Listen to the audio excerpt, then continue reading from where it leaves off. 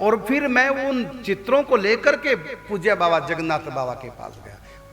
नानक जी भी गए थे, सामने बैठे। तो जगन्नाथ बाबा को जब हमने दिखाया, वो सुनकर हैरान हो गए। ये तो आपने तो, हाँ, नानक जी बता रहे हैं कि पूज्य बाबा जगन्नाथ बाबा ने नानक जी से कहा था कि तुम्हारे गुरु जी जादूगर है, तुम्हारे गुरु जी तो जादूगर है। ये निष्ठा की बात है। ऐसे नानक जी को हमने एक बार सरकार जी के पास भेजा, क्योंकि हम संतों की महिमा गाते हैं। तो नानक जी को भी हुआ कि हम भी जाएं, दर्शन करें पूज्य श्री सरकार जी के। तो यहाँ से यमुनानगर से 5-4 व्यक्ति गए थे सरकार जी के पास।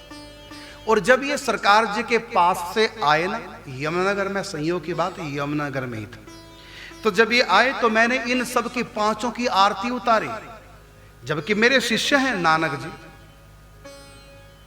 और किशोर शरण जी के पिताजी और हमारे एक गुप्ता जी, RR गुप्ता जी। ये सब जब पूज्य श्री सरकार जी से मिलकर आए तो मेरे पास वृंदावन आश्रम में आए। तो मैंने इन सब भक्तों की आरती उतारी, इनको माला पहनाई, तिलक लगाया और इनको भोग लगाया। क्या भाव करके? ये तो हमारे शिष्य हैं। ये भाव करके कि हमारी सखी से मिलकर आए हैं। पूज्य श्री सरकार जी कौन है? भीतर से स्वर्ण सखी है। सखी का नाम है स्वर्ण सखी। उन्होंने भी क्या चमत्कार दिखाया देखो।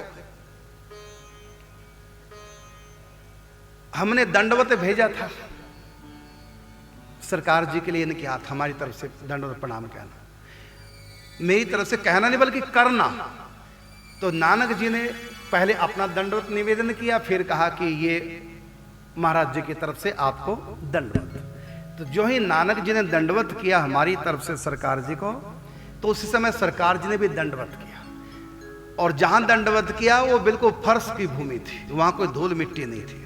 और दंडवत करके सरकार जी जब उठे, अपने हाथ में रज लेके, रज थी, कहां से आ गई? कहा लो ये तुम्हारे महाराज जी की चरण रज लेके आया हूं। मैं उस समय था यमुनानगर और सरकार जी नानक जी से बोले देखो, दंडवत करके उठे और फर्श, वहां कोई कच्चा नहीं, दंडवत करके उठे और हाथ में रज लेकर के और बोले लो मैं आपके महाराज जी के चरणों की रज लाया हूं। इनको दी, खुद भी ली और इनको दी।